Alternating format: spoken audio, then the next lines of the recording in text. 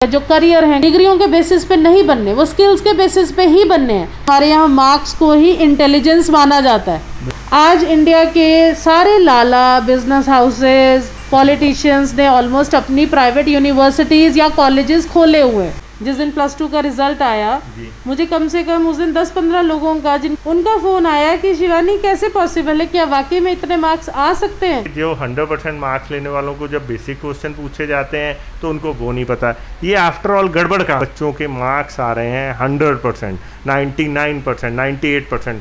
जब हम पढ़ते थे तो कभी 70% से ऊपर ही नहीं आते थे।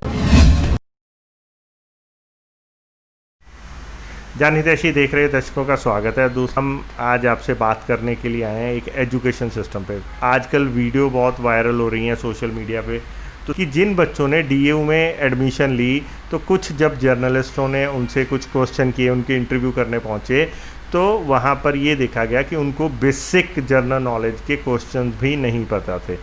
जिनके जो सब्जेक्ट थे उनको उनके सब्जेक्ट्स के बेसिक क्वेश्चंस नहीं पता था। हमारी एजुकेशन में ये क्या प्रोसेस हैं, तो आइए बात करते हैं शिवानी मैम से। नमस्कार मैम। नमस्कार संदीप। पहले तो ये बताइए आप करती क्या हैं? संदीप, मैं क्लिनिकल साइकोलॉजिस्ट हूँ। साइकोलॉजी एक ऐसी फील्ड है जो ह्यूमन बिहेवियर और ह्यूमन एक्शंस कि हम कैसे, हम जो भी कर रहे हैं क्यों कर रहे हैं, वो उन रीजंस को स्टडी करता है। तो मैं लोगों की जो कोई बिहेवियरल इश्यूज हैं या किसी तरह के डिसऑर्डर्स हैं, डिप्रेशन है, स्ट्रेस है, एंग्जाइटी है, और क्योंकि मेरी स्पेशलाइजेशन चाइल्ड और एडोलेसेंट काउंसलिंग है, तो मैं इन चीज़ों में उनको हेल्प करती हूँ। मैम, आज का हमारा एक क्वेश्चन भी कुछ ऐसा ही है, डिफरेंट क्वेश्चन है। हम ये जानना चाहते हैं कि आजकल जो पेरेंट्स, जो बच्चे हैं स्कूल एजुकेशन सिस्टम में, बच्चों के मार्क्स आ रहे हैं 100%, 99%, 98%। जब हम पढ़ते थे तो कभी 70% से ऊपर ही नहीं आते थे। ठीक है, फर्स्ट डिवीज़न लाना अपने आप में बहुत मुश्किल होता था और अचीवमेंट मानी जाती थी। आज 100% मार्क्स आते हैं, लेकिन अभी कुछ तथ्य ऐसे सामने आए कि जो 100% मार्क्स लेने वालों को जब बेसिक क्वेश्चन पूछे जाते हैं तो उनको वो नहीं पता। ये आफ्टर ऑल गड़बड़ कहाँ पे? संदीप, ये बहुत डिटेल्ड सा आपने, मतलब बहुत एक खुल के बात करने वाला एक क्वेश्चन किया। ये एक कॉमन कंसर्न है आज कि बच्चों के, मतलब है तो खुशी की बात कि बच्चों के मार्क्स बहुत अच्छे आ रहे हैं। जिस दिन +2 का रिजल्ट आया, मुझे कम से कम उस दिन 10-15 लोगों का, जिनके बच्चे अभी छोटे हैं, उनका फ़ोन आया कि शिवानी कैसे पॉसिबल है, क्या वाकई में इतने मार्क्स आ सकते हैं। अब वो क्यों ये सवाल पूछ रहे थे, क्योंकि उनके बच्चे अभी जैसे 7th में, 8th में, 9th में हैं और वो पढ़ाई में कुछ खास अच्छा नहीं कर रहे। स्कूल के लेवल पे they are like very average.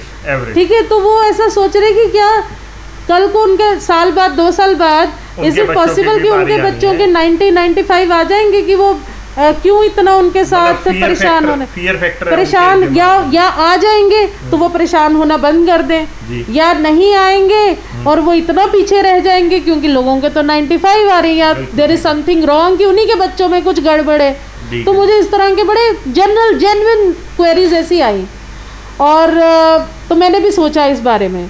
मगर इन सब बातों का एक्चुअली एक रीज़न है, और क्योंकि मैं रूटीन में बच्चों से मिलती हूँ, तो इवन मेरे ऐसे कई क्लाइंट्स बच्चे हैं, नाम नहीं बताऊंगी, मगर जिनका जो कि पूरा साल स्ट्रगल कर रहे थे। पेरेंट्स मेरे पास उनको काउंसलिंग के लिए लेके आते थे कि ये पढ़ते नहीं हैं, ये प्री बोर्ड में फेल हो गया है, या इसके दिसंबर टेस्ट में 70% आए हैं। पेरेंट्स का एक कंसर्न रहता है, क्योंकि हमारे इंडिया में मार्क्स को इम्पोर्टेंस दी बहुत ज़्यादा जाती है। तो उन बच्चों के भी जब रिज़ल्ट आए, तो मुझे रिज़ल्ट वाले दिन फ़ोन आया 92%, थैंक यू मैम, 94%।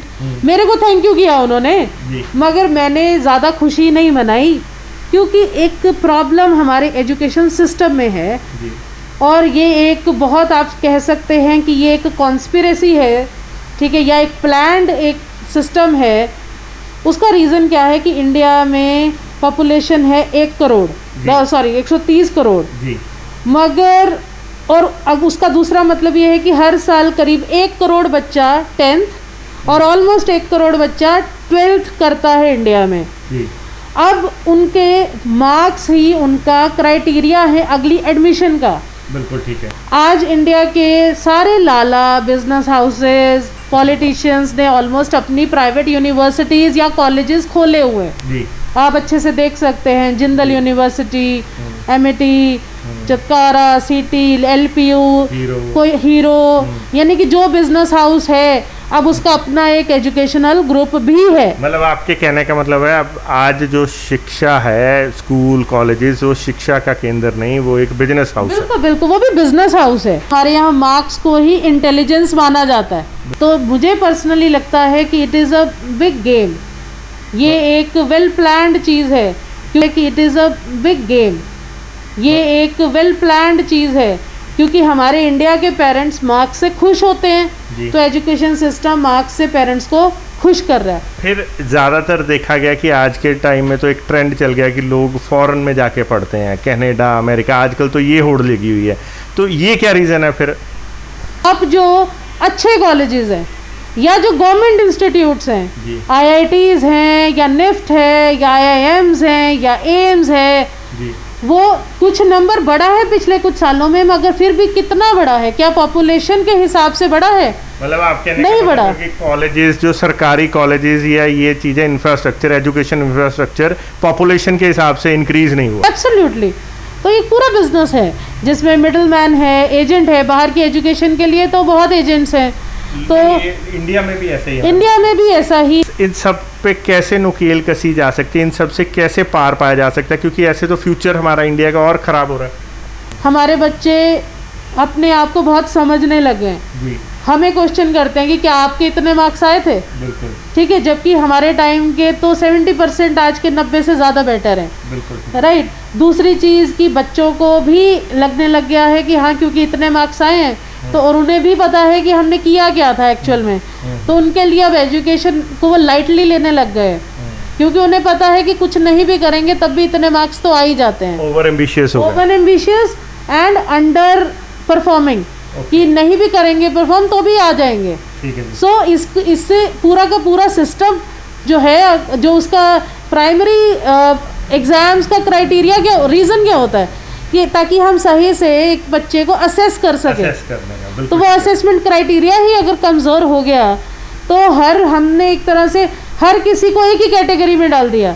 जो पर्सनली मेरी अपनी इंटेलिजेंस कहती है दैट काफ़ी हद तक ये सही है। दूसरा, एजुकेशन इंडिया में वैसे भी ओवरसोल्ड है। अगर जो एजुकेशन का कॉन्सेप्ट है ना, अगर आप जैसे चाइना में जाते हैं तो चाइना में इतनी चीप प्रोडक्ट्स क्यों बनते हैं? क्योंकि वहाँ पे स्किल बेस्ड है। तो वहाँ पे अगर एक बच्चा नहीं पढ़ना चाहता और उसके अंदर कोई टेक्निकल मैकेनिकल स्किल है तो वो उसको ज़रूरी नहीं है कि उसे डिग्रियाँ करवानी है, कि ग्रेजुएशन पोस्ट ग्रेजुएशन करानी है। वो उसको पहले ही जो वोकेशनल कोर्सेज या स्किल बेस्ड कोर्सेज में बच्चे जा सकते हैं। इंडिया में एजुकेशन ओवरसोल्ड है कि यहाँ हर किसी को अपने बच्चे को पढ़ाना ही पढ़ाना है, चाहे बच्चे को एक्चुअल में कुछ ना आता हो। सही मायने में जो करेक्शन चाहिए वो प्राइमरी और सेकेंडरी लेवल के जो स्कूल सिस्टम है उसमें चाहिए। वो कैसे कि एक तो जो पर्पस है 10th तक की पढ़ाई का, वो होता है कि बच्चों का ओवरऑल जो बेसिक इंटेलेक्ट्स हैं बच्चे के, उसमें निखार आना, जैसे कि linguistic skills, language communication, vocabulary, reading, writing, creative writing, ठीक है, mathematics, arithmetics, general science, basic science, general knowledge, moral education. पर ये सब सब्जेक्ट तो हमने देखा कि बच्चों के होते हैं स्कूल में, ये सब होते हैं, मगर स्कूल सिस्टम के अंदर क्या स्कूल सिस्टम में बच्चे इन सब चीज़ों को अच्छे से सीख रहे हैं? जो बेसिक स्किल्स हैं बच्चों की, क्या वो नर्चर सही मायने में हो रही हैं? आई रियली डाउट की हो रही हैं। ठीक है, बच्चे स्कूल के लेवल पे भी एक लिमिटेड सा सिलेबस है, प्रैक्टिकल एजुकेशन नहीं है, प्रैक्टिकली नहीं पढ़ाया जाता। ठीक है, एक लिमिटेड से सिलेबस को बच्चा 2 दिन रट्टा मारता है, मार्क्स ले आता है, स्कूल वाले खुश, पेरेंट्स खुश। तो आपका कहने का मतलब है स्कूल्स के बीच में कुछ वोकेशनल कोर्सेज को ऐड करना चाहिए? बिल्कुल करना चाहिए, और बच्चों को ओवरऑल जो उनके असेसमेंट क्राइटेरिया हैं वो इम्प्रूव होने चाहिए, कि बच्चे को आप सिर्फ और सिर्फ उसकी एक एजुकेशन जो उसके एनुअल एग्ज़ाम्स है उसके क्राइटेरिया पे सिर्फ उनको मत परखो। बच्चों का ओवरऑल उनका लॉजिकल एबिलिटी, उनका कॉन्सेप्ट्स की समझ, बच्चों को कितना बच्चे रीड करते हैं, ठीक है बच्चों, आपने मेरे को एक बात याद है, आपने कहा कि बच्चों को सिंपल वोकैबुलरी नहीं आती, बच्चे रीडिंग ही नहीं करते, वोकैबुलरी कहाँ से आएगी। फिर बच्चों को उनकी लीडरशिप क्वालिटीज़, मैनेजमेंट क्वालिटीज़, क्योंकि संदीप जो हमारा प्रोफेशन है या जो करियर है कल को, वो डिग्रियों के बेसिस पे नहीं बनने, वो स्किल्स के बेसिस पे ही बनने हैं। क्योंकि आपके पास एक अच्छी कमांड है कम्युनिकेशन स्किल्स पे, राइट, और एक अच्छी मैनेजमेंट और एक अच्छी मार्केटिंग स्किल है, वो आपकी इनहेरेंट बाय बर्थ स्किल है। इसी तरीके से अगर मैं अपने प्रोफेशन में अच्छा कर रही हूँ तो कहीं ना कहीं I am very empathetic, I can relate with people's problems, I can understand it well. ये चीज़ें किसी डिग्रियों में या किताबों में नहीं पढ़ाई जाती, ये कुछ स्किल्स हैं जो नर्चर करने की ज़रूरत है, जिसके लिए स्कूल लेवल पे बच्चों को असेस इन स्किल्स पे करना, बच्चों को नॉलेज सीखने का एक शौक़ भी नहीं रहा है। सो इसलिए आप ये 90-95% को, हाँ कुछ के जेन्युइन आते हैं, उनको मेरी तरफ से बहुत बहुत मुबारकबाद है, जिनके जेन्युइन आते हैं, जो रियली हार्ड वर्क करके जो डिज़र्व करते हैं। मगर अगर आपके बच्चे की जो आपको लगता है ट्रू पोटेंशियल और इन मार्क्स के बीच में नहीं है, आपको लगता है कि वो मैच नहीं करते, तो आप अपनी आंखें खोलिए, ब्लाइंडली चीज़ों को मत कीजिए, राइट। अपने बच्चे की एक ट्रू पोटेंशियल असेसमेंट करवाइए, एक अच्छे करियर काउंसलर के पास जाइए, समझिए कि हमारे बच्चे का ट्रू पोटेंशियल क्या है। डू नॉट, मैं खुद यहाँ पे as a career counsellor marks के बेसिस पे कुछ भी डिसाइड नहीं करती हूँ, क्योंकि आई अंडरस्टैंड कि कई बार बहुत हाई पोटेंशियल बच्चे के भी मार्क्स कम आते हैं क्योंकि किसी तरह की डिस्ट्रैक्शन थी, और कई बार बहुत कम पोटेंशियल वाले बच्चे के भी मार्क्स बहुत ज़्यादा आ जाते हैं क्योंकि हमारा एजुकेशन सिस्टम में रट्टा है। सो इसलिए बहुत सोच समझ के ये डिसीज़न लीजिए, क्योंकि ज़िंदगी का सबसे बड़ा डिसीज़न जो है वो उनका करियर डिसीज़न होता है। So thank you Sandeep. तो दोस्तों ये थे शिवानी जी, करियर काउंसलर। इसी तरह से और भी नए नए अपडेट्स के साथ आपको चीज़ों से अवगत करवाते रहेंगे। देखते रहो, बने रहो जनहितैषी।